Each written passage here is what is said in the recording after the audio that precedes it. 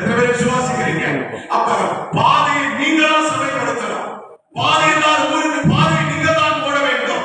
சுவிசேஷம் என்ற வெளிச்சம், சுவிசேஷம் என்ற வார்த்தை, சுவிசேஷம் என்ற சத்தியம், ஜெபம் என்ற வார்த்தை, வேதம் என்ற வார்த்தை, தரிசன பார்வை உங்களுக்கு இருக்குமானா உங்க பகுதியிலே இந்த தோட்டத்துக்கும் இந்த வானத்தின் வாசலுக்கும் இந்த மனவாட்டி சபைக்கும் உங்க இடங்களுக்கும் வாசலை வழியை நீங்கள் உருவாக்கிட வேண்டும். அநேக ஆத்துமாக்கள், அநேக திரளான சாதிகள் வடக்கே தெற்கே கிழக்கே மேற்கே மத்தியிலிருந்து இந்த சபையிலே கூடி வருகிற பொழுது என்னுடைய வீடு சகல ஜனங்களுக்கும் ஜெப வீடு என்னப்படும் என்று சொன்ன ஏசாயா தீர்க்கதரிசி புத்தகத்திலே சொன்ன வார்த்தை இந்த சபை தரிசனத்திலே நிறைவேறும். எத்தனை பேருக்கு வாசலா இருக்கணும்னு ஆசை? கை மட்டும் காட்டுங்க. எனக்கு வாசலா இருக்கணுங்க, தேவனுடைய சபைக்கு நான் வாசலா இருக்கணும்னு ஆசைப்படுறேன் அப்படின்னு சொல்றவங்க எத்தனை பேர் சொல்லுங்க? கையை மட்டும் காட்டுங்க. 2 பேர் தானா? கர்த்தர் உங்களை ஆசீர்வதிப்பார், கர்த்தர் உங்களை கனப்படுத்துவார். வாசல் மாத்திரம் இல்ல, உள்பிரகாரத்துல மாத்திரம் இல்ல, ஒரு நாள் கையை உயர்த்துறீங்க மகா பரிசுத்த ஸ்தலத்துல வந்து அவரை தரிசிக்கிற காலம் அது சீக்கிரமாய் வரும். அப்படின்னா ஊழியக்காரராய் கர்த்தர் உங்களை மாற்றுவார். அல்லேலூயா. அப்ப ஆவியின் கனி கொடுக்கணும். அப்ப மேய்ப்பன் ஒரு ஆடு வச்சுக்கலாம், ஆடு குட்டி போடுமா? அதை மேய்க்கிற ஒரு குட்டி போடுவாரா? சொல்லுங்களேன்.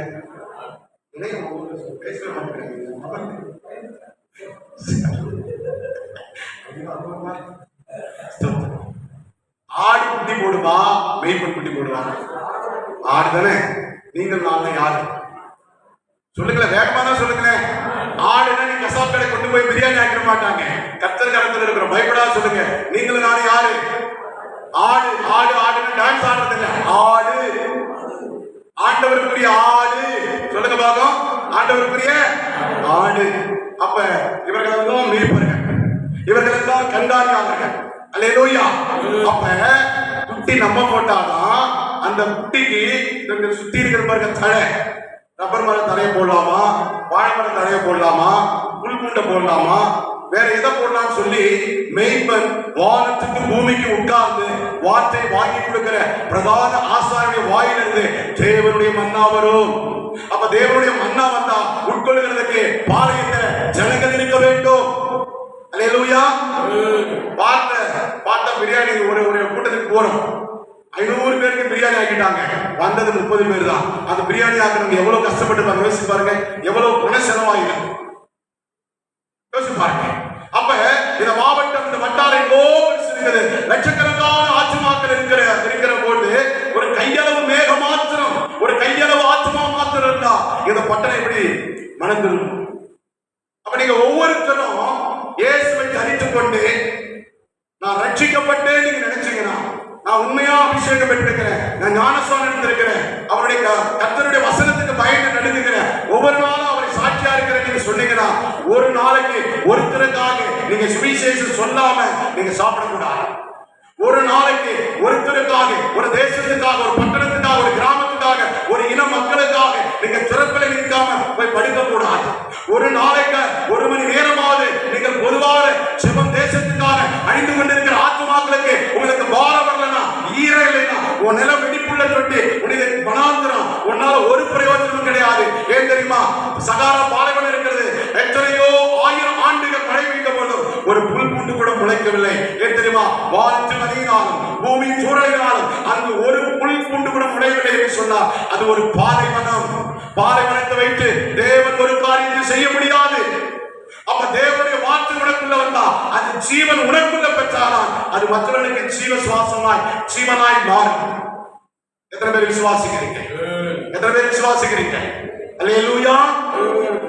அப்ப நீங்க என்ன பண்ணணும்? தனிப்பட்ட ஜீவியத்துல உங்க காரியத்தில் இருக்கணும். அதிகாலை ஜெபம் இருக்கணும், குடும்ப ஜெபம் இருக்கணும், ஐக்கிய ஜெபம் இருக்கணும், நீங்க வேலை செய்கிற இடத்துல ஜெபம். 4 ஜெபமும் உங்களுடைய வாழ்க்கையில 4 சுவராய் இருந்தால்தான், 4 சுவருக்கு மத்தியில எத்தனை பிரச்சனை வந்தாலும் கல்லின் மேல் கட்டப்பட்ட சபையாக, கல்லின் மேல் கட்டப்பட்ட நல்ல வீடுக்கு ஒப்பாக இருக்கிற பொழுது எத்தனை புயல் வந்தாலும், எத்தனை பெருமழை வந்தாலும், எத்தனை அக்கினி வந்தாலும், எத்தனை மழை, எத்தனை உபத்திரம் வந்தாலும் அது என்ன ஆகாது? இடிந்து போகாது, கரைத்து போகாது, அது மறைந்து போகாது. அது கண்மலை மேல் கட்டப்பட்ட வீடாய் உங்கள் ஆத்துமா இருக்கும், உங்க வீடு இருக்கும், உங்க ஊழியர் ஆசீர்வாதத்துக்கும் உங்களுடைய ஸ்தாபனருக்கும் உங்களுக்கு கொடுக்கப்பட்ட எல்லாமே அது நிலைத்திருக்கும். அப்ப கண்மலை மேல கட்டப்பட்டதா அர்த்தம் என்னன்னா, கர்த்தர் மேல உன் வாழ்க்கை கட்டப்படணும். கர்த்தருக்குள்ள விசுவாசம் இருக்கணும். பேங்க் பேலன்ஸ் வச்சுட்டு விசுவாசத்துல அதை பார்க்க கூடாது. ஒன்றுமில்லாத இடத்துல இருந்து இல்லாத இடத்துல இருக்கிறவை போல உருவாக்குறவன் நம்முடைய கர்த்தர். அல்லேலூயா. அப்ப இந்த ஆசீர்வாதம் வர வேண்டும் என்று சொன்னார். பாருங்க, 1 தீமோத்தேயு 6:12 சொல்லுகிறது, நீங்கள் நானும் எதற்காக அழைக்கப்பட்டோம்.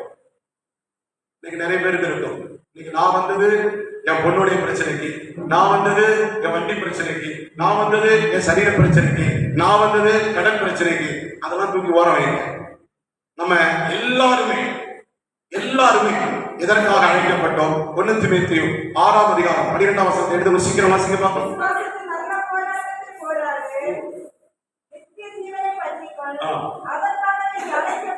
ஆமென். உங்க அழைப்பு உனக்கு தெரியணும்.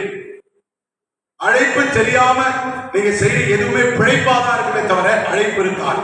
அழைத்தவர் உண்மையுள்ளவர்.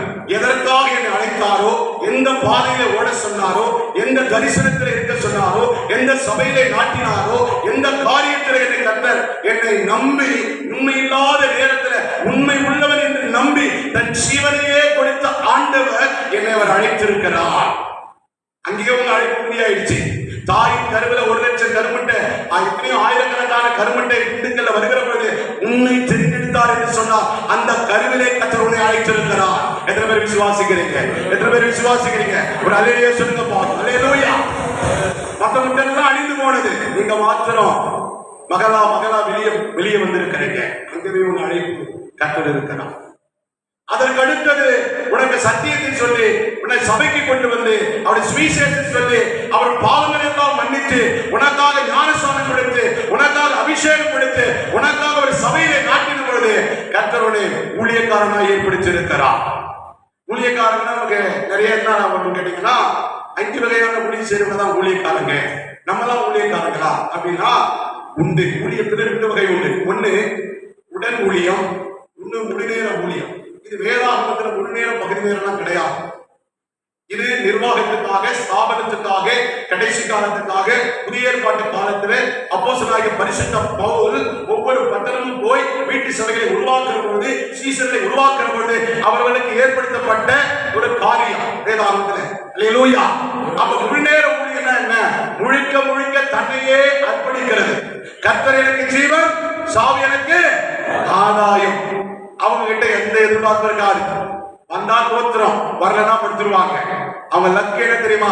தனக்கு என்ன வச்சாரோ அதை நோக்கி போயிட்டே இருப்பாங்க. ஆனா பகுதி நேரம் உதவி ஊழியம் இருக்குது பாருங்க. இன்னொரு ஊழியம் எப்படின்னா, நீங்க வேலை செஞ்சுக்கிட்டு இப்படிப்பட்ட ஊழியங்கள் எல்லாம் செய்யலாம். எப்படி செய்யலாம்? ஜெப ஊழியம் செய்யலாம், வேத வாசிப்பு ஊழியம் செய்யலாம், சாட்சி ஊழியம் செய்யலாம், பந்தி விசாரிப்பு ஊழியம் செய்யலாம், மாற்றால் ஊழியம் செய்யலாம், தனித்தால் ஊழியம் செய்யலாம், சுவிசேஷ ஊழியம் செய்யலாம், திக்கற்ற விதவைகளை விசாரிக்கிற ஊழியம் செய்யலாம், ஆஸ்பத்திரி ஊழியம் செய்யலாம், சபையோடு இணைந்து செயல்படுகிற, இன்னும் உதவி செய்கிற, கைலாகம் கொடுக்கிற அநேக ஊழியர்களை நீங்க செய்யலாம். அப்படி செய்கிற பொழுது என்ன ஆகும் அப்படின்னா, கொஞ்சத்துல உண்மையா இருக்கிறவரை கர்த்தர் அநேக பேருக்கு அதிபதியாய் வைப்பார் என்று வேதத்திலே நாம் வாசிக்கிறோம். அருமையான தேவ ஜனமே, இந்த கொஞ்சத்துல இது சின்ன ஊழியம். ஒருவேளை நீ மீடியா ஊழியத்தில் இருக்கலாம், மியூசிக் ஊழியத்தில் இருக்கலாம், டிராபிக் ஊழியத்தில் இருக்கலாம், தண்ணி கொடுக்கிற ஊழியத்தில் இருக்கலாம், பந்தி விசாரிப்பு ஊழியத்தில் இருக்கலாம், பெருக்கிற ஊழியத்தில் இருக்கலாம், ஏன் உடைய காணிக்கையினால் தாங்குற ஊழியமா இருக்கலாம், ஊழியர்களுக்கு உதவி செய்கிற ஊழியமா இருக்கலாம், இன்னும் தேசத்துக்காய் ஜெபிக்கிற ஊழியமா இருக்கலாம். ஆனா அதுல நீ உண்மையா இருந்தா அநேக பேருக்கு அதிபதியாய் வைப்பான். அந்த சங்கதியை மாத்திரம் சொல்றேன். பிலிப்பு என்ற 7 பேர் நற்சாட்சி பெற்றவர்கள். பிலிப்பும் சேவானும் இருவர்கள். அவர்கள் முழுநேர ஊழியத்துக்கு என்று ஆசாரி ஊழியத்துக்கு அழைக்கப்பட்டவர்கள் அல்ல, சாதாரண பந்தி விசாரிப்பு பெற்றவர்கள். ஆனால் அந்த பிலிப்பு தான் கந்தேக மந்திரிக்கு கொண்டு போய் பரிசுத்த ஆவியினால ஒரு தேசத்திலிருந்து இன்னொரு தேசத்துக்கு பரிசுத்த ஆவியார் அவருடைய அக்னி ரத்தத்திலே கொண்டு போய் அப்பேற்பட்ட கந்தேக மந்திரிக்கு ஞானஸ்நானம் கொடுத்து அவனுக்கு அபிஷேகம் சொல்லி அவர் இயேசு கிறிஸ்து வருகையை சொல்லி அவனை இந்த மந்திரியை கர்த்தர் பக்கமாய் ரட்சிக்க பிலிப்பு ஒரு காரணமாய் இருந்தார். அப்ப அந்த பிலிப்பு என்ன வேலை செய்தா? ஆக்கிலா பிரிஸ்கிலா என்ன வேலை செய்தாங்க? பவுல் என்ன வேலை செஞ்சாங்க? கூடாத வேலை. இன்னைக்கு பிசினஸ் மேன் நிறைய இருப்பீங்க. எங்க ஊழியத்துல கூட ஃபர்ஸ்ட் எங்களுக்கு தேவன் கொடுத்தது தொழில் முனைவோர் வேலை செய்வதற்கான ஊழியம். இந்தியா முழுவதும் இந்த கொரோனா வர்றதுக்கு முன்பாக 2013-15 ஆரம்பிக்கப்பட்ட பொழுது சுவிசேஷ ஊழியமாக இருந்தது. ஒவ்வொரு கட்டத்தில் கர்த்தர் உண்மையா கொஞ்சம் கொஞ்சமா முன்னேற ஆண்டவர் அடுத்து அநேக காரியங்களை கர்த்தர் முடித்த பொழுது தொழில் முனைவோர் வேலை செய்வதற்காக ஒரு ஊழியத்தை நாம் சாதிக்கப்பட வேண்டும் என்று ஆவியானவர் பேசும்பொழுது 40 நாள் உபவாசத்திலிருந்து ஆண்டவரை இந்த ஊழியத்தை நீர் என்ன எப்படி செய்ய, அடுத்த கட்டத்துக்கு எப்படி கொண்டு போக வேண்டும் என்று சொன்ன பொழுது எப்பா சுவிசேஷத்துக்கு எல்லாரும் எவ்வளவா ஏற்பட்டு இருக்கிறார்கள். தொழில் முனைவோர் வேலை செய்வதற்காக நீ பிரதானமாக கொண்டு போய் என் சுவிசேஷத்தை அறிவிக்க வேண்டும் என்று சொன்ன பொழுது படித்தவர்கள் இன்னைக்கு இந்த ஊழியத்துல டாக்டர் இருக்கிறாங்க, வக்கீல் இருக்கிறாங்க, டிபார்ட்மெண்ட் இருக்கிறாங்க, அதே மாதிரி பாத்தீங்கன்னா அதே மாதிரி ஹாஸ்பிடல் இருக்கிறாங்க, பிசினஸ் மேன் இருக்கிறாங்க, ரோடு கடையில் இருக்கிறவங்க இருக்காங்க, சாதாரண வேலையில் இருக்கிறாங்க, சிபிஐ டைரக்டர் ரிட்டையர் ஆனவங்க இருக்காங்க, போலீஸ் அதிகாரி இருக்கிறாங்க, எல்லாரும் இருக்கிறார்கள். ஏன் தெரியுமா? அப்ப ஆண்டவர்கிட்ட கேட்டோம், எல்லாரும் சுவிசேஷம் அறிவிக்கிறாங்க. அதே மாதிரி நான் அறிவிச்சுட்டு போறேன். இதெல்லாம் ஆண்டவரே தனிமையா இதை கொண்டு போய் நீங்க விசேஷமா தொழில் முனைவோர் வேலை செய்வதற்கு அறிவிக்கணும்னு சொன்ன பொழுதுதான் ஒரு விசுவாசிக்கு நீ ஒரு சுவிசேஷம் சொன்னா அவன் மாத்திரம் தான் பலன் கொடுப்பான். ஆனா அதே ஒரு வியாபாரிக்கு நீ ஒரு சுவிசேஷத்தை ரட்சிப்புல கொண்டு வந்துட்டா அவன் தன்னுடைய நற்கிரியினாலும் காணிக்கையினாலும் தாங்குவான். அவன் ரட்சிக்கப்பட்டு உள்ள வந்துட்டானா சவுலை பவுலாய் மாற்றினது போல, சேவானை மாற்றினது போல, அல்லேலூயா, சகேவியா வட்டி தொழில் செஞ்சவன், அநியாய வட்டி வாங்கினவன் மனம் திரும்பி நான் யாரிடத்திலாவது அநியாயமா வாங்கினதுண்டா இரட்டத்தலையாய் கொடுக்கிறேன் என்று சொன்னாரே, அப்படிப்பட்ட ஆசாரிகள், அப்படிப்பட்ட ஊழியக்காரர்களை கொர்நேலியை கர்த்தர் கொண்டு வருவார். அநேக சகேகளை கர்த்தர் கொண்டு வருவார். ஐஸ்வர்யவான்களை கர்த்தர் கொண்டு வருவார். இயேசுவின் காலத்தில் ஆண்டவர் எந்த நேரத்திலும் ஆண்டவர் காணிக்கை தேடி போனதே கிடையாது. ஏன் தெரியுமா? அவருக்கு பின்னால 500க்கும் அதிகமான ஐஸ்வர்யவான்கள் ஸ்திரீகள் இருந்தாங்க. எங்களெல்லாம் மத்திய மார்க்க லூக்கா யோவானை வாசிச்சு பாருங்க. அவருக்கு பின்னால ஆண்டவர் எங்கேயே கை நீட்டி காணிக்க வாங்கினதே இல்லை. அதுக்கு ஒருத்தர் நியமித்திருந்தார். பின்னால் அவன் திருடனாய் மாறினான். அவன் தான் யூதாஸ் காரியேட். ஒரு ஐயா திண்டுக்கல்ல இருக்கிறாங்க, ரிட்டையர்ட் ஐயா, ஒரு விவசாயி தான் கேட்டா.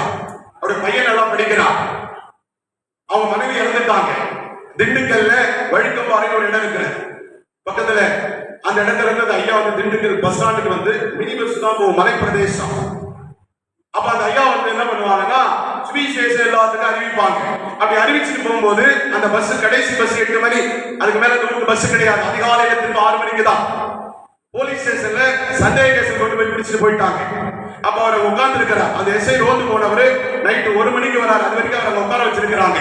அவரை பார்த்தா பரிதாபமா இருக்குது, சாப்பிடல. ஆனாலும் தோத்துருவன் சொல்லி ஆண்டவர்கிட்ட என்ன உபத்திரம் உண்டு, திடன் கொள்ளுங்கள், உலகத்தை ஜெயித்தேன் என்று சொன்னாரு. அப்ப நம்ம ஜெயிக்க முடியும். அவர் பொறுமையா ஐயா, நான் வந்து கிராமத்திலிருந்து வந்திருக்கிறேன், ஒரு வேலையா வந்து பஸ் தவறிச்சு, நான் போகணும், அதனால நான் அப்படிப்பட்ட ஆளுதான் இல்லை. அதெல்லாம் நீ சொல்லாத, நீ வா, உன்னை பார்த்தா தீவிரவாதி மாதிரி இருக்குது, உன்னை பார்த்தா குண்டு வைக்கிற மாதிரி இருக்குது, உன்னை பார்த்தா சாராயம் வைக்கிற மாதிரி இருக்குன்னு சொல்லி அவனை கூட்டு போய் அங்க பாடா படுத்திட்டாங்க அந்த ஐயாவை. அதுக்கடுத்தது எஸ்ஐ வந்து அவரை பார்த்து கேட்கிற பொழுது, யார் அவரு, ஏன் பெரியவரை உட்கார வச்சிருக்கிறீங்க அப்படின்னு கேட்ட பொழுது அவரை கூட்டு விசாரிச்சிருக்கிறான். ஆனா அவருடைய முகத்துல ஒரு பிரசன்னம். அந்த எஸ்ஐ கூட்டு கேட்கிறார், ஐயா ஐயா சொல்லல, ஓ யார் யா நீர் ஏன் உட்கார்ந்து இருக்கிறேன், ஏன் உனக்கு என்ன வேலை அப்படின்னு. அப்ப அவர் சொன்னாரு, ஐயா நான் வந்து இந்த ஊர் கிராமத்தை சேர்ந்த ஒரு பஸ் விட்டுட்டு போக முடியல, இவங்க என்ன சந்தேக கேஸ்ல கொண்டு வந்துட்டாங்க, என்னால போக முடியல, நான் சொன்னா நம்ப மாட்டேங்கிறாங்க அப்படின்னு சொன்னோடனே, நீங்க என்ன வேலை செய்யல, ஏன் பஸ் விட்ட அப்படின்னு கேட்கும்போது, நான் சுவிசேஷம் அறிவிக்கிறேன்னு சொன்னா. சுவிசேஷமா அப்படின்னா என்ன? சத்தியத்தை சொல்றேன். சத்தியமா? சத்தியம்னா என்ன? ஏசு கிறிஸ்துவ பத்தி சொல்றேன். சரி, ஏசு கிறிஸ்து என்ன நிறைய சர்ச்சை இருக்கிறாங்களே, அவங்க சொல்லாதா நீ ஏன் மதமாற்றம் பண்றியா? இல்லையா, ஏசு கிறிஸ்துவ பத்தி சொல்றேன். உனக்கு ஏன் அந்த வயசு இருந்த வேலை அப்படியே சொன்னா ஊர்ல சொல்ல வேண்டியதானே, இந்த இடத்துல ஏன் வர அப்படின்னு கேட்ட பொழுது, சரி அதனால உனக்கு என்ன வெளிநாட்டுல இருந்து பணம் எதாவது வருமா, உனக்கு ஏதாவது வருமானம் கிடைக்குமா, ஒரு நாளைக்கு எவ்வளவு கிடைக்கும்? இல்லையா, எனக்கு வருமானம் எல்லாம் கிடைக்காது, ஆண்டவர் எனக்கு கொடுத்ததை வச்சு நான் செய்யறேன். அவர் ஒண்ணும் புரியல. என்னையா அவனை கொடுத்தாரு உங்க ஆண்டவரு? எனக்கு ரத்தம் கொடுத்தாரையா, எனக்கு ஜீவனை கொடுத்தார். அந்த ரத்தத்தை விற்று டாக்ஸ் வாங்கி நான் சுவிசேஷம் அறிவிக்கிறேன்னு அந்த எஸ்ஐ அதிர்ந்து என்னது ரத்தத்தை வித்து சுவிசேஷம் அப்படின்னா சத்தியத்தை அறிவிக்கிறியா? அப்படிப்பட்ட கடவுளாது. ஆமையா, தேவன் உங்களுக்காக கிடைச்ச கேப்ல ஆண்டவருக்கு சத்தியத்தை சொல்லிட்டாரு. அந்த அந்த எஸ்ஐக்கு சுவிசேஷம் சொல்லிட்டாரு. சுவிசேஷம் சொல்லி இப்படிப்பட்ட சூழ்நிலை தான் நான் ஊழியம் செய்யறேன், ரத்தத்தை வித்து அங்க கொஞ்சம் அமௌண்ட் கொடுப்பாங்க, அதை கொண்டு போய் இந்த டாக்ஸ் வாங்கி எல்லாருக்கும் சொல்றேன். அப்ப எப்படி நீ சாப்பிடுவ? போகிற இடத்துல தேவனை பிழை போட்டு வா. ஒரு நாள் பட்டினி போட்டதே கிடையாது. சரியா? வருமானமே இல்லை. ஐயோ வாயா போய் பேசுறவரு, ஐயா நீங்க ஏன் அந்த வயசான காலத்துல இப்படி பண்றீங்க? அதுக்கு நீங்க ஜெபம் பண்றீங்களா, பிரார்த்தனை பண்றீங்களா? உங்க வீட்டிலே பண்ணலாம்னு. இந்த பட்டணத்தை பாருங்க, இந்த பட்டணத்துல பாருங்க, எத்தனை ஆச்சமாக விபச்சாரம், பேசித்தனம், அருவருப்பு, தற்கொலை. இந்த பட்டணத்துல இன்னார் இன்னார் இன்னார் இன்னார் சொல்லும் போது அந்த ஆள் அந்த அப்படியே கண்ணில் தண்ணியா வந்து, ஐயா மன்னிச்சிருங்க, அவங்க எல்லாம் கூட்டு விரட்டி அவருக்கு ஒரு வஸ்திரம் வாங்கி கொடுத்து, சாப்பாடு வாங்கி கொடுத்து, சொந்த ஜீப்ல கொண்டு போய் ஒரு ஊர்ல விட்டார். அது மாத்திரம் அல்ல, இன்றைக்கும் அசோக் நகர்ல அந்த எஸ்ஐ ரட்சிக்கப்பட்டு சுவிசேஷ சேனை என்ற ஒரு சேனையை நடத்தி கொண்டிருக்கிறார்.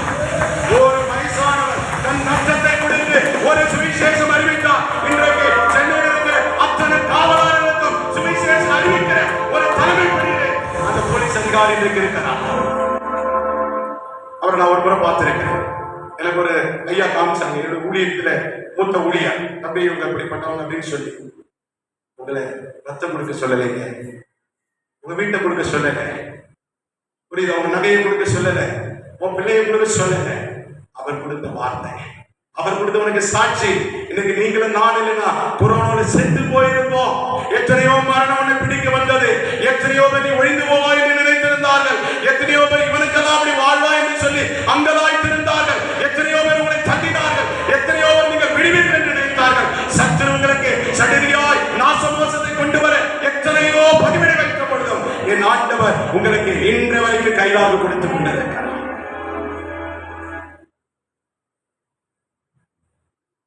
இந்த வாரம் வேணுங்க. பவுல் சாதாரணமா சொல்லுங்க, பெரிய ஒரு ஸ்காலர், கமாலியின் பாதத்திலே கற்று தேர்ந்தவர், அவன் ஒரு நடமாடும் யூனிவர்சிட்டி, அவன் மிகப்பெரிய ஒரு சௌந்தரியவான், பணக்காரன். அந்த நாளே ஒரு இன்ஜினியர். அவன் சொல்றான், லாபமான அனைத்து நஷ்டமும் குப்பையும் என்று யாரை அறிகிற அறிவுக்கு தெரியுமா? கர்த்தரை அறிகிற அறிவுக்காக. யாரெல்லாம் கர்த்தரை அறிகிற அறிவுக்காக, அந்த மேன்மைக்காக வசனத்தை புரட்டி வசனத்தின்படி உன் வாழ்க்கை இருக்கும் என்று சொன்னால் கர்த்தர் நினையாத இடத்துல உன்னை கொண்டு போய் வைப்பார். எனக்கு அநேக பேருக்கு ஒரு சந்தேகம் இருக்குது, என்ன தெரியுமா? நான் பிசினஸ் பண்ணிக்கிட்டே, நான் வேலை செஞ்சுக்கிட்டே பண்ணா நான் ஒரு ஊழியக்காரனா? அதை கர்த்தர் கேட்பாரா? கட்டாய கர்த்தர் கேட்பார். ஏன் தெரியுமா? எங்களை காட்டிட முழு நேர ஊழியக்காரன் நீங்க தான். என்ன ரெட்டிப்பான நன்மை எங்களை காட்டிலும் அங்கே உட்கார்ந்து இருக்கிற உங்களுக்கு தான். ஏன் தெரியுமா? ஒரு பக்கம் உலகத்தில் உபத்திரவத்தோடு நீங்கள் பணத்தை சமதரிக்கிறீர்கள், பேர்களை சமதரிக்கிறீர்கள், சாட்சியை சமதரிக்கிறீர்கள். மறுபக்கம் கர்த்தருடைய கரங்களுக்கு, கர்த்தருடைய ராஜ்யத்துக்கு கொடுக்கப்படுகிறீர்கள். அதனால்தான் ரெட்டிப்பான நன்மை உண்டு. ரெட்டிப்பான நன்மையினால கர்த்தர் தந்து ரெட்டிப்பான நன்மையை தருவேன், அதை நாளைக்கு தருவேன் சொல்லல, இன்றைக்கே தருவார். உன் பிசினஸ் வளரணுமா? உன் தொழில யோசிப்பு மாதிரி நீ உயரணுமா?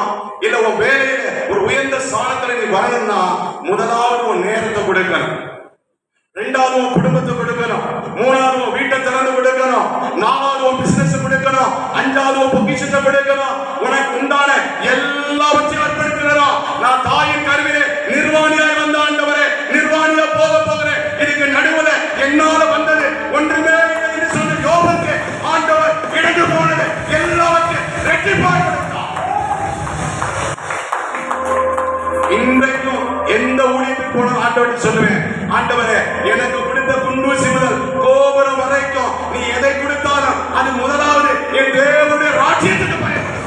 என் தேவ ராஜ்யத்துக்கு பயன்படாத என் பிள்ளையோ, என் மனைவியோ, என் செல்வமோ, என் சொத்தோ, என் படிப்போ, எனக்கு கொடுத்த ஆசீர்வாதமோ, எனக்கு கொடுத்த தாளந்தோ, எனக்கு கொடுத்த காரோ, எனக்கு கொடுத்த வஸ்திரமோ வேண்டாம் ஆண்டவரே. உமக்கு பயன்படாத எதுவுமே எனக்கு வேண்டாம். என்ன பரத்திலிருந்து வராத எதுவும் உன் பணம் கர்த்தருக்கு பயன்படலனா அது சாபமான பணம். உன் பிள்ளை கர்த்தருக்காக பயன்படணும். அது ஏழை பிள்ளை. உன் குடும்பம் கர்த்தருக்காக பயன்படணும். பின்மாறி போன குடும்பம் உன் பிள்ளை கர்த்தருக்காக பயன்பட்டா அது நோவாவின் குடும்பத்தை போல இருக்கும். பொருத்தனை பண்ணுங்க. அப்படி வச்சு ஜெபம் பண்ணுங்க.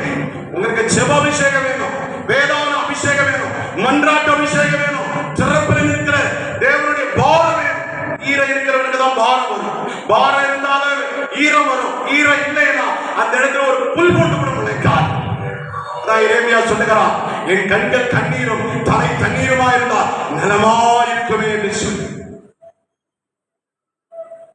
ஹல்லேலூயா, ஹல்லேலூயா.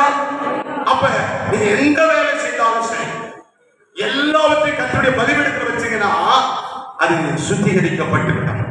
நீங்க ஆரோன் அந்த துளித்து தரித்து போனா இருக்கட்டும், தேவ சமூகத்தை அப்பமா இருக்கட்டும், அந்த சமூக தேவ சமூகத்துல வச்ச எல்லாமே பரிசுத்தப்படும்.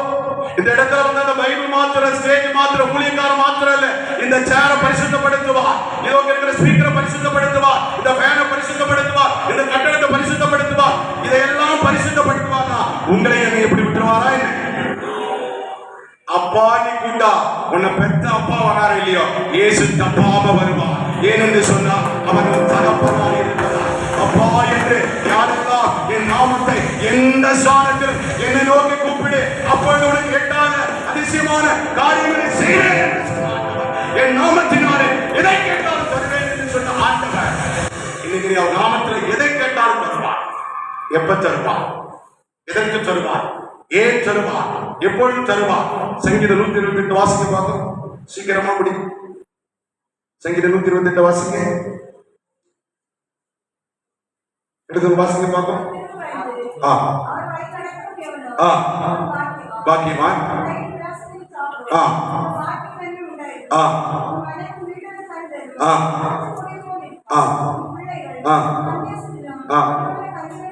ஒலிவமர கண்டுகளை போல் இருப்பார்கள்.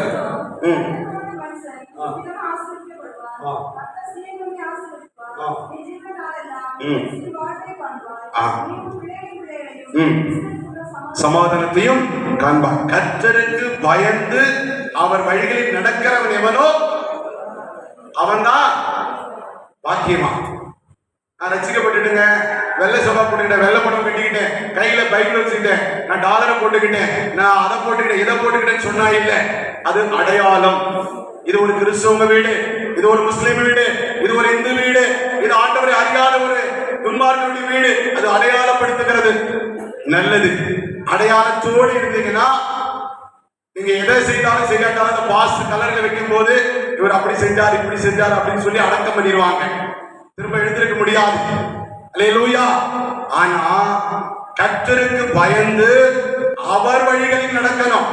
நீங்க கர்த்தருடைய வசனத்தை கேட்டு, மேய்ப்பனுடைய வார்த்தையை கேட்டு, பரிசுத்தாவினுடைய வழிநடத்தல நீங்க உணர்த்தப்பட்டு, நீங்க உங்க சொந்த வழிகளில, உங்க சொந்த ராஜ்யத்துக்கு, உங்க சொந்த மாம்சத்திலே நடப்பீர்கள் என்று சொன்னால், அது ஒரு வசனம் இருக்குது. நான் சொல்லல, அவர்கள் டேஷ்னு வரும். நான் சொல்லல, பலிபீடத்தில் இருக்கிறேன். அவர்கள் வீர்கள் வரும். கடைசியில சா ஆ அப்படின்னு டேஷ் போட்டு வரும். ஏன்னா மாம்சத்துக்குரியவன், மாம்ச இச்சைகளுக்குரியவன் மரணத்துக்குரியவன் தான். ஆவிக்குரியவன் தானா கர்த்தர் உயிர்ப்பிப்பான். அல்லேலூயா. மாம்சமோ மரணத்தை, மாம்ச இச்சைகள், மாம்ச போராட்டங்கள் அது மரணத்துக்கு ஒப்பா இருக்கிறது. ஆவியில தான் நீங்க உயிர்ப்பிக்கப்பட வேண்டும். அல்லேலூயா. பாருங்க, கர்த்தருக்கு பயந்து அவர் வழியில நடக்கணும். வேறு யார் வழியில இல்ல. கேட்கறதெல்லாம் கர்த்தருடைய வார்த்தை, படிக்கிறது பைபிள், செய்யறது அக்கிரமம் அப்படின்னா அவனுக்கு பேரு கிறிஸ்தவன் அல்ல, அவன் துன்மார்க்கன். சங்கீதம் 1 அதிகாரத்தை நீங்க வாசி பாருங்க. துன்மார்க்கனுடைய வழியில, பாவியுடைய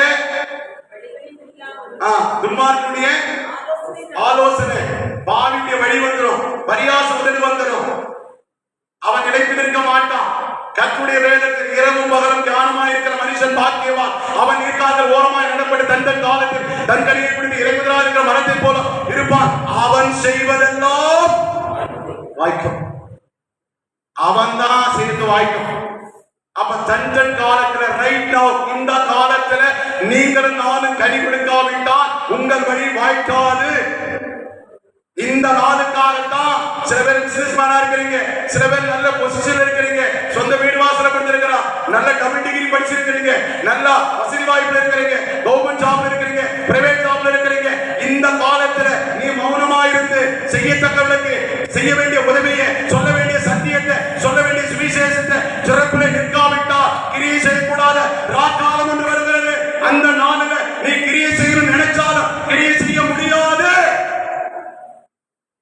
எத்தனை பேர் விசுவாசிக்கிறீங்க? அப்ப இந்த காலத்துக்கு உங்களை கர்த்தர் வைத்திருக்கிறார். அப்ப இந்த நாட்களிலே போய் நீங்கள் அடுத்த வாரம் வரும்போது ஐயா பிஷப் கிட்ட நான் போன் பண்ணி கேட்பேன், எத்தனை ஆத்மாக்கள் புதிய உள்ள வந்திருக்கிறாங்க, எத்தனை பேர் கூட்டு வந்திருக்கிறாங்க, அவங்க பேரை மட்டும் எங்களுக்கு அனுப்புங்க ஐயா.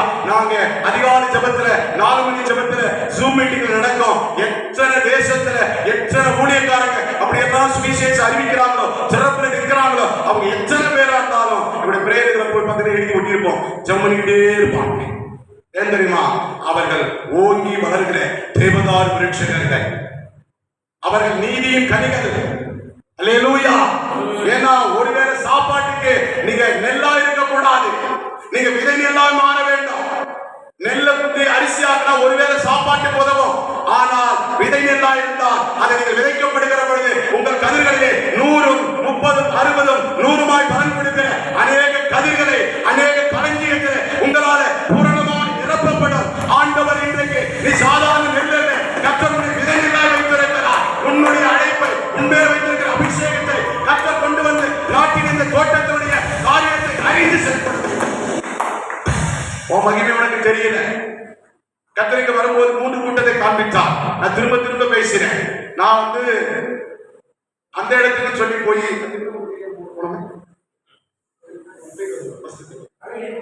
அழகிரி மண்டபம் சொல்லிதான் நான் உண்மையிலே கர்த்தருடைய சமூகத்தில் காத்திருந்த வார்த்தை எடுத்தேன். கர்த்தர் அங்க வேறு காரியத்தை திருப்பி விட்டார். திருப்பி நான் இங்க வருவேன்னு தெரியாது.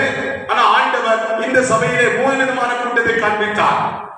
ஒன்று, ஆதியிலே கொண்டிருந்த அன்பை விட்ட ஒரு கூட்டம்.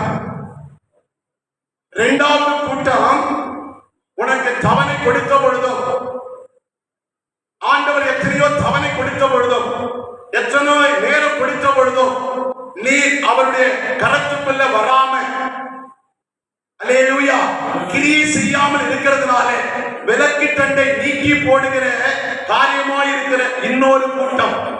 மூன்றாவது கூட்டத்தை சொன்னார், திறந்த வாசலை வைத்திருக்கிற ஒரு கூட்டம். அல்லேலூயா.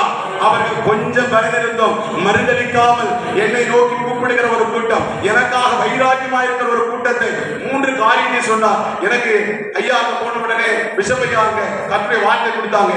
எனக்கு ஒண்ணுமே புரியல. அப்ப ஆண்டவர் சொன்னார், ஒரு அதுக்கான இடத்தை தர வேண்டாம். அப்புறம் தான் ஐயா சொன்னாங்க இந்த இடம் சொல்லி.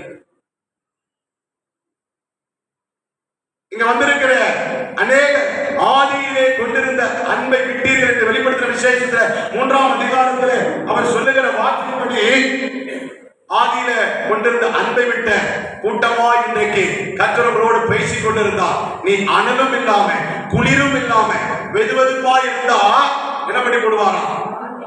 வாந்தி பண்ணி போடுவாங்க. ஏன் தெரியுமா? வாந்தி பண்ணலன்னா வாந்தி எடுக்காதவங்களுக்கு பிரச்சனை, வாந்தி எடுத்துட்டாங்கன்னா திரும்ப உள்ள போக முடியாது. அல்லேலூயா. அப்ப அனலும் இல்லாம குளிரும் இல்லாம நீ கை கட்டிட்டு போற கூட்டமா, பார்வையாளர் கூட்டமா, ஆசீர்வாதம் வர கூட்டமா, கூட கொடுக்கப்படுகிற கூட்டமா நீ இருந்தனா இந்த உலகத்தோடு வாழ்க்கை முடிந்துவிடும். பரலோகத்தை எண்ணி பார்க்காது. ஆண்டவர் ஆதியிலே கொண்டிருந்த அன்பை விட்டாய் என்று உன் பேரில் எனக்கு ஒரு குறை உண்டு என்று சொல்லுகிறார் என்று சொன்னால், அந்த அன்பை விட்டதற்கு எது உனக்கு தடையா இருந்தது? உன் மனைவியா, உன் பிள்ளையா, உன் பிசினஸா, உன்னுடைய முதிர் வயது காரணமா, உன்னுடைய பலவீனமா, உன் சுகவீனமா, இல்ல உன் போராட்டமா? எந்த காரியம் தேவனிடத்தில் இருந்த அன்பை விட்டு விலக செய்தது? யூதாசுக்கு பண பைத்தியம், பண ஆசை தேவனை விட்டு அவனை தூர தள்ளினது. ஏசாவுக்கு ஒரு பைத்தங்குள், ஒருவேளை சாப்பாடு அவனை தேவனுடைய சேஷ புத்திரவாக்கியத்தை விட்டு தள்ளி போட்டது. பர்னபாவும் பவுலும் என்பது பரிசுத்த ஆவியால் பிரிக்கப்பட்ட பொழுது பர்னபா இந்த உலகத்தின் மேல சில காரியங்களை வைத்து அவன் பவுலை விட்டு பிரிந்து போகிறான். ஏது உன்னை தேவனுடைய அன்பிலிருந்து தள்ளினது? தேவ சமூகத்தில் வராது விடப்படாதபடிக்கு தேவனுடைய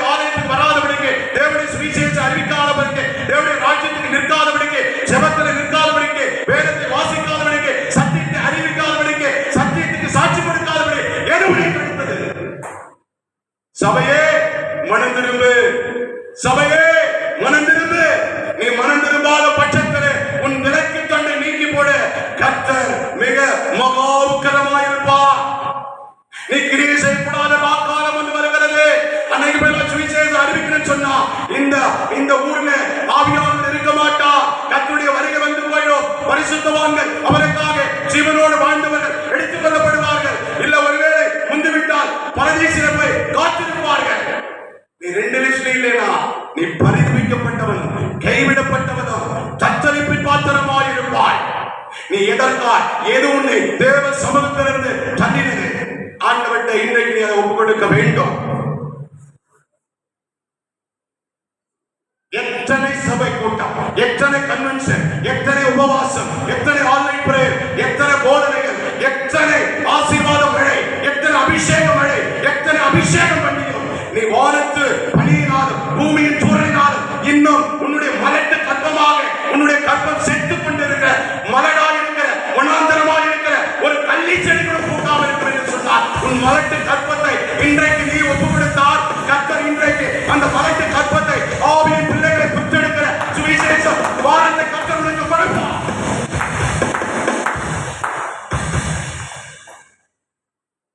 ஒரு விஷயம் யோசித்துப்பார். எங்கேயோ பிறந்து எங்கேயோ வளர்ந்து சாப்பாட்டு கஷ்டப்பட்டு வேலையில உட்கார்ந்து இருக்கிறாங்க.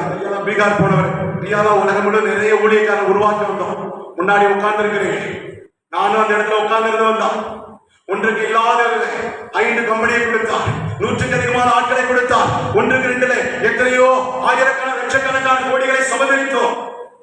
ஒரு வேலை 10 ஸ்கொயர் ஃபீட்டுக்கு வாடகைக்கு போற வக்கில்லாத நேரத்தில் என் சொந்த மாவட்டம் கள்ளக்குறிச்சி மாவட்டத்தில் எங்க தாத்தா பெரிய ஒரு ஜமீன்லாம் கிடையாது. ஒரு பூசாரி, அதாவது தர்மதாத்தா, கோயிலுக்கு முப்பூசை செய்கிறவர். என் பேர் விநாயகம். நான் விநாயக சதுர்த்தியில பிறந்தேன். அதனால எனக்கு விநாயகன் பேர். எனக்கு வினவு தெரிஞ்சு 12ஆம் வகுப்பு படிக்கிற வரைக்கும் நான் குளிச்சுட்டு வந்து எங்க வீட்டுல உட்கார்ந்தா என் முன்னாடி எல்லாரும் விழுந்து எங்க ஃபேமிலியில ஜாயிண்ட் ஃபேமிலி. என் கூட பிறந்தவங்க 12 பேர். எங்க தாத்தா ஊரை புனரமைச்சார். ஏரிலாம் இது பண்ணார். ஏழைகளுக்கு உதவி செய்தார். நல்ல இன்றைக்கும் நிலங்கள் இருக்கிறது. என்னுடைய சகோதரன் பார்த்துக் கொண்டிருக்கிறார். என் கூட பிறந்தவர்கள் 12 பேர். 10 பேர் மரித்து போனார்கள். நானும் என் சகோதரன் மாத்திரமே இருக்கிறோம். என் தாத்தா என்ன பாவம் செஞ்சாரா, அக்கிரமம் செஞ்சாரா, அநியாயம் செஞ்சாரா, விபச்சாரம் செய்தாரா, சாராயம் குடித்தாரா? எதற்காக? தேவனுக்கு பிரியமில்லாத விக்கிரகமாக அன்றைக்கு அவருக்கு சுவிசேஷம் சொல்ல அந்த மாவட்டத்தில் யாருமே கிடையாது. நீ துபாயில கூட சுவிசேஷம் அறிவிச்சலாம். எங்க மாவட்டத்தில் சொல்ல முடியாது. ஏன் தெரியுமா? நானே ஊர்ல தேவான் என்ற ஒரு வாத்தியார் இருந்தார். அவரை ஊருக்கு ஒதுக்குப்புறமா போட்டு டம்மு டம்னு அடிச்சுட்டே இருப்பார். அந்த சபையை கொடுத்துக்கிற பொழுது அந்த இடத்துல நானும் இருந்தேன். ஜாதி பிரச்சனை வரும். எங்க ஊர்ல, எங்க வட்டாரத்துல, மாவட்டத்துல ஒருத்தர் அந்நிய தெய்வத்தை கொண்டு வர முடியாது. இன்னைக்கு தென் மாவட்டம் ரட்சிக்கப்பட்டிருக்கிறது, வட மாவட்டம் ஏன் ரட்சிக்கப்படலாம்? இன்னைக்கு விக்கிரக கோட்டையா இருக்கிறது. ஏன் தெரியுமா? சத்திரியிலே பிறந்தவர்கள், அக்னியிலே பிறந்தவர்கள் நாம் தேவனை, அதாவது எங்களுடைய முற்பிதா என்று சொல்லி சொந்தம் கொண்டாடுகிற ஒரு இனத்திலிருந்து வந்து, ஆனா ஆண்டவர் காற்று போனாலும் போகும். கர்த்தர் சுவிசேஷம் போக முடியாத அந்த இடத்துல கர்த்தர் இன்னைக்கு பல சபைகளை எழுப்பி இருக்கிறார். அல்லேலூயா, அல்லேலூயா. ஏன் தெரியுமா? ஆண்டவர் என்னை சந்தித்தார். என்னை சந்தித்தது ஒரு நோக்கம். மார்க் 5:18 சொன்னது போல, அல்லேலூயா. ஏன் கேட்டீங்கன்னா, அதே மாதிரி அந்த கல்லறை பிரேத கல்லறையில இருந்து வந்தவன் மிகவும் வேதனைப்பட்டு கல்லறையில ஒதுக்குப்புறமாய் கிடந்து அவன் ஒன்றுக்கு உதவாது இருந்து அவனை கட்டி வைக்க கூட கட்டி வைக்க முடியாத சங்கிலினால கட்டி வைக்கப்பட்ட பொழுது அவன் மிகவும் எல்லாராலும் ஒதுக்கப்பட்டிருந்த பொழுது ஆண்டவர் அந்த வழியை கடந்து வருகிறார். கடந்து வந்து அவனுடைய அடிமைத்தன், அவனுடைய அம்மையில பிசாசு காரியங்கள் எல்லாம் எடுத்து போட்டு அவனுடைய கைவிலங்கை எல்லாம் கரட்டி போட்டு அவன் ஒரு புத்தி தெளிந்தவனாக தேவனுடைய பாதத்தில் உட்கார்ந்து இருக்கிறது, வஸ்திரம் தெரிந்திருக்கிறதை பார்த்த ஜனங்கள் எல்லாம் பிரமித்தார்கள். அப்ப ஆண்டவர் படகில் ஏறி போகிறார். எல்லாம் நான் வசனம் மாதிரி சொல்றதுக்கு நேரம் முடிக்கிற நேரம். அப்ப ஆண்டவரே நானும் உம்மோடு வருகிறேன் என்று சொன்னான். அப்ப ஆண்டவர் சொன்னார் தெரியுமா? நான் உனக்கு செஞ்சதை நீ போய் உன் இனத்துக்கும் உன் ஜனத்துக்கும் எல்லாருக்கும் தெக்கப்பொழியில எங்கெங்கெல்லாம் சொன்னாரோ அங்கெல்லாம் போய் சொன்னார். அப்ப போனான். அதாவது அதே மாதிரிதான் அந்த மாவட்டம் எல்லாம் இந்த 25 வருஷமா 23 வருஷத்துக்கு மேலாக 7 நாளும் சுவிசேஷம் என்ற டீமை உருவாக்கி 7 நாள் சுவிசேஷம். எத்தனையோ ஊழியர்கள் சொன்னாங்க இது சாத்தியம் இல்லை, இயேசு கிறிஸ்து செய்யாத ஒண்ண நம்ம செய்யல. அவர் 7 நாளும் ஜெபிக்கிறவராக இருந்தார். அவர் 7 நாளும் சுவிசேஷம் அறிவிக்கிறவராய் இருந்தார். ராஜ்யத்தின் சுவிசேஷம் பிரசங்கித்தார், ரட்சிப்பின் சுவிசேஷம் பிரசங்கித்தார், நீதியை குறித்து சாட்சி கொடுத்தார். அவர் கனிவுள்ளவராய் இருந்தார். இந்த உலகத்திலே வாழ்ந்த பொழுதும் பிசாசு இந்த உலகத்தின் அதிபதி என்னிடத்தில் வருகிறார், என்னிடத்தில் அவனுக்கு ஒன்றுமில்லை என்று சொல்லி பரிசுத்தம் உள்ளவராய் இருந்தார். ஏன் தெரியுமா? விலாசம் இல்லாத எனக்கு, வாழ்க்கை இல்லாத எனக்கு, ஒரு பற்றுக்கு இடம் இல்லாத எனக்கு கர்த்தர் விலாசமாய் இருந்தார், என் வாழ்க்கையாயிருந்தார், எனக்கு ஜீவனாயிருந்தார். அன்றையிலிருந்து ஏன் தெரியுமா சொல்லுகிறேன், நான் எல்லாராலையும் ஒன்னில்லாத நிலைமையிலிருந்து வரேன். சில ஊழியர்கள் சொல்லுவாங்க, நான் வரும்போது கூறப்பட்டாதாயா, ஒண்ணுமே இல்லையா, சாப்பாட்டுக்கே இல்லையா, அப்படி இல்லை. நான் கர்த்தர் நிறைய ஆசீர்வாதம் அதை சீ என்று சொல்லி குப்பையும் தூசுமா எண்ணி தூக்கி போட்டுக்கலாம் வந்த. ஏன் தெரியுமா? ஆண்டவர் ஒரு நாள் சந்திக்கிற பொழுது இந்த வார்த்தையை கேட்டான். இன்றைக்கு நான் பெருமையா சொல்லல, 10 மாவட்டத்துல சொந்த இடத்தை கர்த்தர் கொடுத்திருக்கிறார். இந்த ஆசீர்வாத கண்மலை ஐக்கிய சுவிசேஷ ஊழியத்திற்கு இந்த தமிழ்நாடு முழுவதும் அல்ல, தேசம் முழுவதும் தேவனுடைய சுவிசேஷத்தை கொண்டு போக வேண்டும். செப பங்காளர்களை உருவாக்க வேண்டும். வேத வசனம் வியாபித்து எல்லா இடத்திலும் போக வேண்டும். ராஜ்யத்தை குறித்து பிரசங்கிக்க வேண்டும். அப்ப ஆண்டவர் 1 கம்பெனி, 2 கம்பெனி, 3 கம்பெனி, 5 கம்பெனி எல்லா இடத்திலும் கொண்டு போனான். நான் கிராமத்திலிருந்து சென்னைக்கு போனதுனால அதிகமா பெரிய பெரிய ஆட்கள் எல்லாம் பார்க்கறது ஒரு சூழ்நிலையில ஒரு 5 பேர் ஒரு கம்பெனியில இருந்தேன். அதுக்கு அடுத்தது எனக்கு கேரளாவை சேர்ந்த ஒருத்தவங்க தான் அந்த ஜானியர்கள் இறந்துட்டாங்க. அவங்க தான் என்ன ரட்சிப்புல நடத்தினாங்க. அப்ப நடத்தும் போது சொன்னாங்க, விநாயகம் நீ ஏசு ஏசு சொன்னதுனால யாரும் பேச மாட்டாங்க, உனக்குள்ள சாட்சி இருக்கணும். ஏசுனா என்ன, சத்தியனா என்ன, மனம் திரும்புதலா என்ன, இதெல்லாம் அவங்ககிட்ட கேட்டு கேட்டு கேட்டு சொன்னாங்க. நான் உண்மையிலே சொல்றேன், 10 வருஷம் நான் கிறிஸ்தவனா இருந்தேன், ஞானஸ்நானம் எடுக்கல. ஏன்னா அந்த கிறிஸ்துவத்தில் இருந்த அநேக ஓட்டைகள், சாட்சி இல்லாத வாழ்க்கைகள், அநேக மற்றவர்களை பார்த்து நல்லா பேசுவாங்க, தோத்திரம் வருதுவாங்க, ஆத்திரமா பின்னாடி போய் அந்த காயம் அப்படி கிடக்கு, சரியில்லை அப்படி பேசுவாங்க. எனக்கு எல்லாத்தையும் பார்த்துட்டு வந்ததுனால என்ன கிறிஸ்துவ கொண்டு இப்படி இருக்கிறாங்க, இப்பதான் சோத்திரம் வருதுன்னு ஊத்தி ஊத்தி ஜெபம் பண்ணாங்க, கண்ணீரை ஊற்றி ஊற்றி இப்ப பின்னாடி குறை சொல்றாங்களே. உண்மையிலே நான் பலிபீடத்திலிருந்து சொல்றேன், 10 வருஷம் சர்ச்சைக்கு போனேன், ஞானஸ்நானம் எடுக்கவே இல்லை. எனக்கு திருமணமாக 1 வருஷத்துக்கு முன்பாக தான் கர்த்தரை ஒப்பு கொடுத்து எடுத்தேன். ஏன்னா அந்த ஜனங்களை பார்த்தா எனக்கு பயமா இருக்குது. அதுக்கு எங்க சாமியே தேவலாம். எங்க சாமியில சாராயம் குடிச்சாலும், அடிச்சுக்கிட்டாலும், வெட்டிக்கிட்டாலும், குத்துக்கிட்டாலும், அந்த திருவிழா வரும்போது, ஒரு விழா வரும்போது ஒன்னா இருப்போம், மாமச்சானா இருப்போம், யாரா இருந்தாலும் ஒன்னா சாப்பிடுவோம், ஒன்னா படிப்போம். அது வித்தியாசமா இருக்கும். ஆனா கிறிஸ்துவத்துல இது இல்லையே. அப்படின்னு போதுதான் ஆண்டவர் சொன்னார், நீ அவனை பார்த்து வந்தியா, என்ன பார்த்து வந்தியா? அழைத்தவர் உண்மையுள்ளவர், நான் இன்றைக்கு ஜீவனோடு இருக்கிறேன். அப்பதான் மனுஷனை பார்க்கிறத நான் விட்டேன். அதுக்கடுத்துதான் கர்த்தர் கொண்டு வந்து நிறைய பிரான்ச்களை உருவாக்கி இண்டஸ்ட்ரி ஃபேக்டரியை கொடுத்து பல வடமாநில தொழிலாளர்களை கொடுத்து, அப்ப ஆண்டவரே இவ்வளவு தூரம் ஒண்ணு இல்லாத இடத்துல இன்னைக்கு ஒரு காம்ப்ளெக்ஸ், 10 வீடு, எல்லா காரியத்தையும் கொடுத்திருக்கிறீங்க, சபை கொடுத்திருக்கிறீங்க, இன்னும் 10 மாவட்டத்துல கர்த்தர் இடத்தை கொடுத்திருக்கிறீங்க. ஏன்னா எப்பொழுதுமே ஆசீர்வாதம் வாங்கும்போது யாரும் சொல்ல மாட்டாங்க, சொன்னா கண்ணு போட்டுருமா. கொடுத்தவர் கர்த்தர், அவன் கட்டுப்பட்டானா, யார் கட்டுப்பட்டான்னா அவர் கண்டு அது மேல எப்பொழுதுமே இருக்கும். அல்லேலூயா, அல்லேலூயா. அப்ப ஏதோ ஒரு நோக்கத்துக்காக அதையெல்லாம் கர்த்தர் சமதகத்தை கொடுத்தார். அப்புறம் எனக்கு பிசினஸ்ல ஒரு ரகசியத்தை சொல்லி கொடுத்தாங்க, தம்பி உனக்கு 10 ரூபாய் இருந்தாலும் 100 ரூபாய் இருந்தாலும் சரி, முதல்ல எடுத்து நீ கர்த்தருக்கு வச்சு பாரு, நீ கர்த்தருக்கு போட்டி போடவே முடியாது. அதுக்காக இன்னைக்கு நிறைய பிரச்சனை என்ன தெரியுமா சொல்றாங்க, நீ கோடி கொடுத்தா கோடியா பெருங்க, அதெல்லாம் சொன்னான், அதெல்லாம் உடான்ஸ், அதெல்லாம் கிடையாது. உன் இருதயத்தை தான் பாப்பா கர்த்தர். இந்த பொண்ணும் வெள்ளியும் இதெல்லாம் நமக்கு தாங்க உயர்வானது, அவர் காலுக்கு கிடக்கிற மண்ணு. இந்த மண்ணு கொண்டு அந்த மாணிக்கத்துக்கு நீ ஊழியம் செய்யலனா, உதவி செய்யலனா, அப்புறம் எப்படி ஒன்ன நம்பி மாணிக்கம் இருக்கிற இடத்துல கொண்டு போய் சேர்ப்பாரு. ஒரு தாசன் அருமையா பாட்டு எழுதியிருப்பாங்க, மண்ணுக்காக மாணிக்கத்தை இழந்ததாக. இந்த மாணிக்கத்துக்கு உன் மண்ணை தான் கொடுக்க சொன்னார். நீங்களும் நான் ஒரு மண் பாட்டம். இந்த மண்ணு மாணிக்கத்துக்கு உதவியா இல்லைன்னா மாணிக்கத்தோடு நம்ம சேர முடியும்.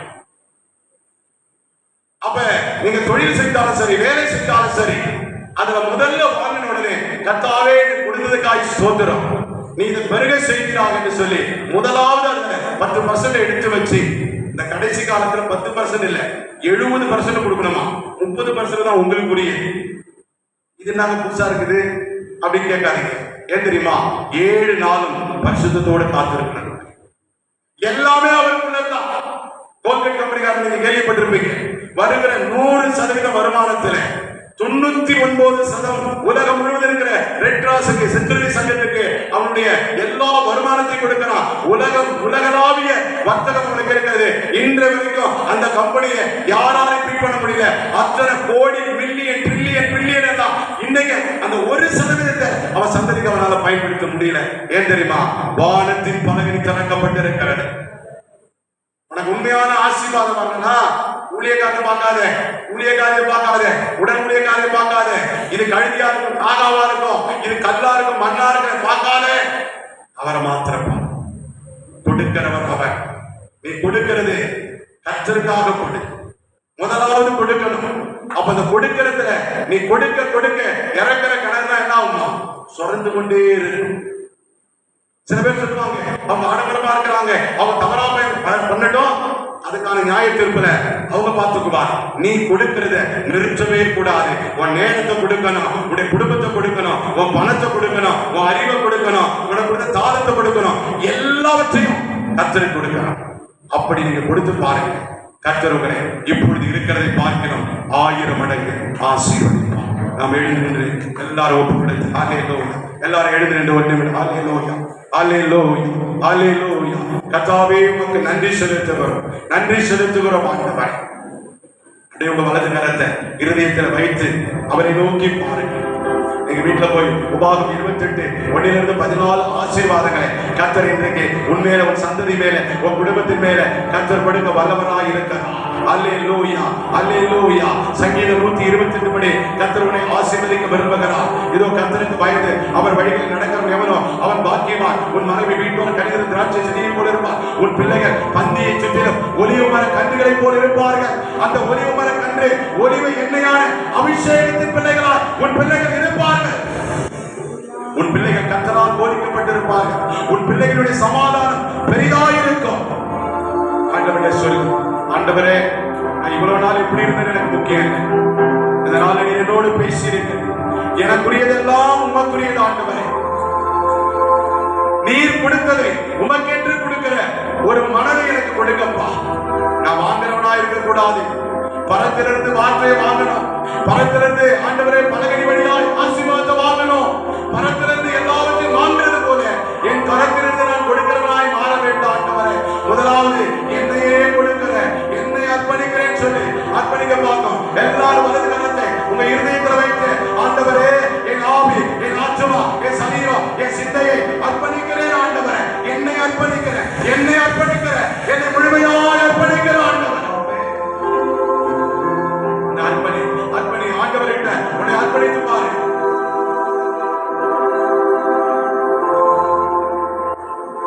ஏனென்று சொன்னார் அவருடைய தயவினாலே, அவருடைய இரக்கத்தினாலே, அவருடைய கிருபையினாலே தாயின் கருவில் உருவாக முன்னரே உன்னை அழைத்து அறிந்திருக்கிறார். உன்னை அவர் பெயர் சொல்லி அழைத்து அறிந்திருக்கிறார். நீ எனக்குரியவர், நீ எனக்குரியவர் என்று சொல்லி அவர் சொந்தம் கொண்டாடி என் பிரியமானவரே என்று சொல்லி உன் ஆத்மா வாழ்வது போல எல்லாவற்றையும் சுகமாய் வாழும்படியாக கர்த்தர் உனக்கு வாழ்க்கை கொடுத்திருக்கிறார். அருமையான தேவஜனமே, என் சகோதரியே, எத்தனையோ பேருடைய மலட்டு கற்பங்கள் திறக்கப்படவில்லை. உனக்கு நல்ல பிள்ளையை கொடுத்திருக்கிறார், நல்ல கணவனை கொடுத்திருக்கிறார், நல்ல மனைவியை கொடுத்திருக்கிறார். இன்றைக்கு நீ அர்ப்பணிப்பாயா? உன் பிள்ளையை அர்ப்பணி. உன் பிள்ளை கீழ்ப்படியலாம். எப்படி கீழ்ப்படியும்? அந்த பிள்ளையை பார்த்து தட்டி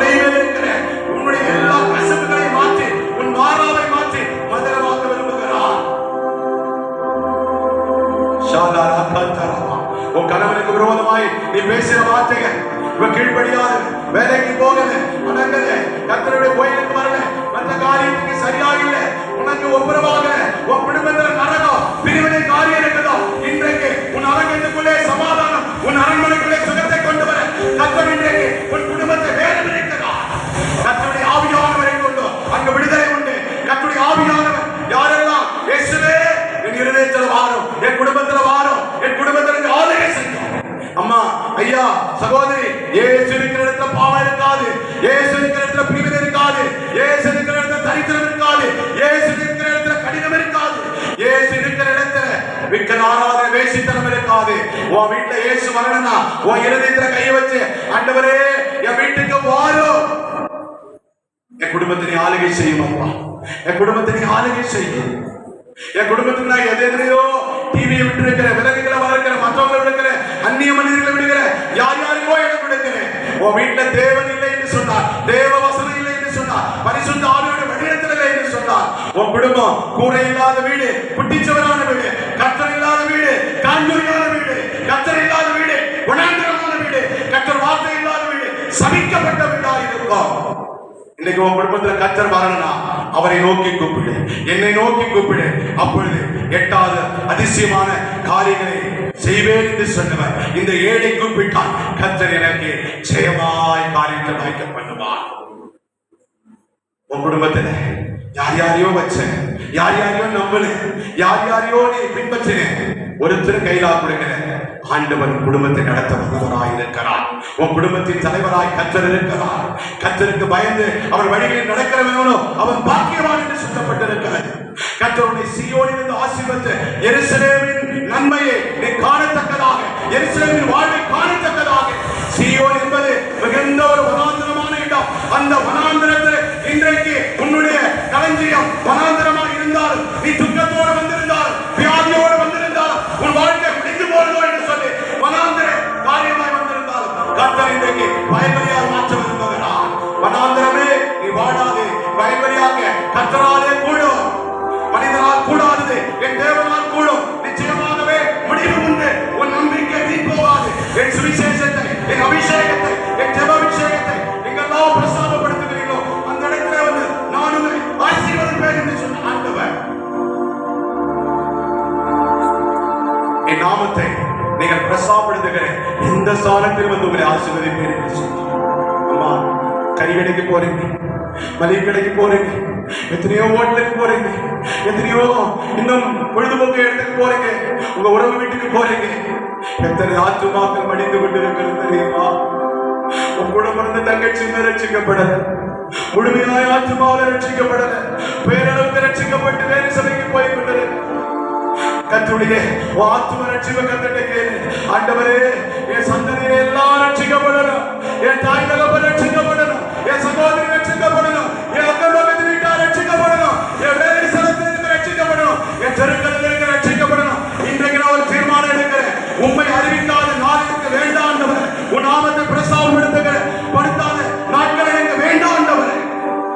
ஒருத்தருக்காக நான் சுவிசேஷம் சொல்லுவேன், ஒருத்தருக்காய் திறப்பில் நின்று ஜெபிப்பேன். ஒரு இனக்கூட்டம் அழிந்து கொண்டிருக்கிற ஆத்துமாக்களுக்காக ஒரு மணி நேரமாக திறப்பில் ஜெபிப்பேன். நீ உத்தரவாதம் பண்றியா? கர்த்தருடைய பத்திரமாய் பார்த்துக் கொள்ளுவார். கர்த்தரிடத்திலே அவரோடு இன்னைக்கு உடன்படிக்கை பண்ணு, கர்த்தருக்கு நீ பொருத்தனை பண்ணு. கர்த்தரோடு இன்னைக்கு ஆண்டவரே, நானும் என் தேவனும், நானும் என் தேவனும், ஆண்டவரே உடைய ராஜ்யத்தை விரிவாக்க, உடைய ஆத்துமாக்களை அறுவடை செய்ய, உடைய ராஜ்யத்திற்காக என்னை அர்ப்பணிக்கிறேன் என்று சொல்லி யாரெல்லாம் அர்ப்பணிக்கிறார்களோ கர்த்தர் உங்கள் இருதயத்தின் வேண்டுதலை அருளை செய்கிற தேவனாய் இருக்கிறார். உங்க பட்டணத்தை பாருங்க. ஆண்டவர் இந்த மக்களுக்காக கர்வாரி சிலுவையில் சிந்தினார்.